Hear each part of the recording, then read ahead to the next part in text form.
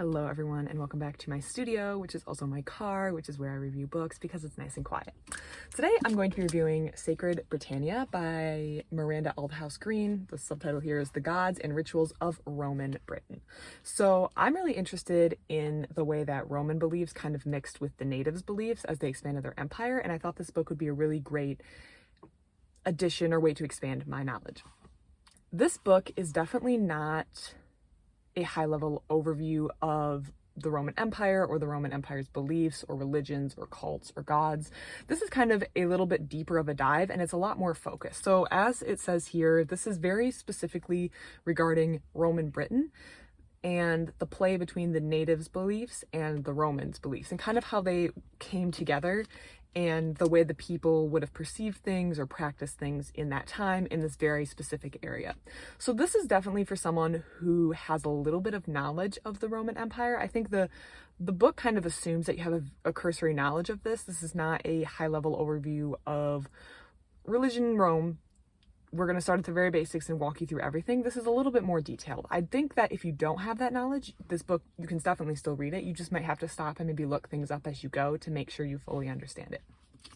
So, while a high-level book might cover everything in Roman mythology or in the Roman pantheon of gods or the cults, this book is a lot more focused, and we get to drill down into some of those specific topics within, again, the gods and rituals of Roman Britain.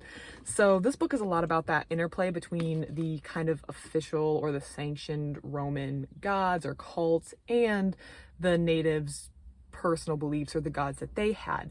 So we get that interplay and we get to dive into some of those topics a little more deeply. For example, some of the topics that we discuss are priesthood, power and politics, religion and the Roman army, cosmology in Roman Britain, divination, curing and cursing, subverting symbols, mystery cults, and then they also go into a little bit of the discussion between the coming of Christianity into the Roman Empire.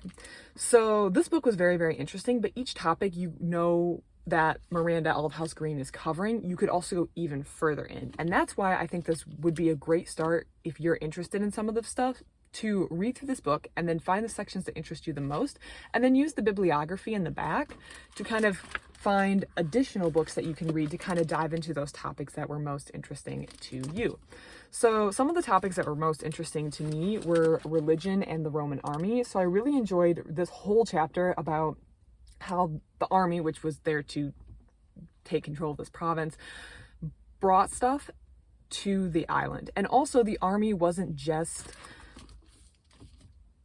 what are these, like ethnically Roman, like they weren't all people from that area. The Roman army recruited from all over the empire. So you were having people who were bringing their beliefs from their homelands, which might have been thousands of miles away from the place where they were now stationed. And they had beliefs that maybe were different from other people in the very same army. So I thought that was very, very interesting. I love that entire chapter. And if I wanted to read more, I could just find the citations that were used in that chapter and use the bibliography to go a little deeper. The next section that I thought was really, really interesting, they did a lot of this throughout the book, was the archaeology. And there's a super cool headdress that they showed on someone. This was just super cool. I just really like this. There was a lot of archaeology that they describe and explain, and there's some really good pictures. They have like the full color pictures throughout the books too, explaining and showing some of the stuff that we saw. Finally, the last thing that I would definitely want to dig further in, and I might get some more books on this topic, is this little section called the Sacred Power of Three. So the symbolism of three, or things in triplicate, is very, very, I guess, prevalent or powerful in this kind of mixing of religions here in Roman Britain. And that's something that also we see in modern day Christianity. So this power of three definitely has some staying power, or there's something there. And I really appreciated the author's ability to like find these details that I might not have picked up on. Like she's like, oh, see how the use of three is here, and the use of three is here, and the use of three is here. And I thought that was very, very, it's interesting, and it's also nice to have it pointed out by someone who's a professional scholar in this, because there are details that I might miss just reading some of this stuff or looking at some of the art from this area. I might not have that knowledge or the ability to pick out, oh, that's a use of 3, oh, that's triplicate this. So I thought that was very, very interesting. And just the fact that this power of 3 continues in modern day Christianity makes it something that I want to look into. It seems to have been used in a number of cults or practices or religious beliefs continuing to the modern day. So I really would like to learn more about that, and I'm definitely going to try to find some of those books that she cited for that and see if I can read a little bit more on that topic. Overall, I gave this a 3-star read. It's definitely kind of a jumping off place if you're looking to dive a little deeper into this. You can kind of go a little deeper on a wide variety of topics throughout this book.